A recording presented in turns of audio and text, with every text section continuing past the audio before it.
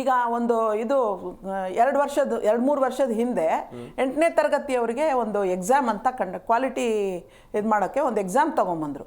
ಆ ಎಕ್ಸಾಮ್ ಕೂಡ ಅಷ್ಟೇ ಕೊನೆಗಳಿಗೆ ತನಕ ನಿರ್ಧಾರ ಆಗಲಿಲ್ಲ. ಎಕ್ಸಾಮ್ ಡೇಟು ಮಾರ್ಚ್ 20ನೇ ತಾರೀಕು ಎಕ್ಸಾಮು, ಅವತ್ತಿನ ತನಕನೂ ನಿರ್ಧಾರ ಆಗಿಲ್ಲ. ಖಾಸಗಿ ಶಾಲೆಯವರು ಕೋರ್ಟ್ಗೆ ಹೋಗಿದ್ರು, ಅಲ್ಲಿ ಅದು ಡೇಟ್ ಮುಂದೂಡ್ಲಾಯ್ತು.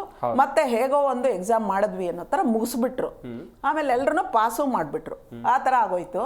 ಹಾಗಾದರೆ ಈ ಥರ ಪ್ರೆಷರ್ ಹಾಕೋ ಬದಲು ಎಲ್ಲ ಶಾಲೆಗಳಲ್ಲಿ ನೇಮಕ ಮಾಡಿ, ಶಿಕ್ಷಕರನ್ನ ನೇಮಕ ಮಾಡಿ, ಇದರಿಂದ ನೀವು ಕ್ವಾಲಿಟಿ ಕೊಡೋಕ್ಕೆ ಸಾಧ್ಯ ಅನ್ನೋದು ನಮ್ಮ ಅಭಿಪ್ರಾಯ.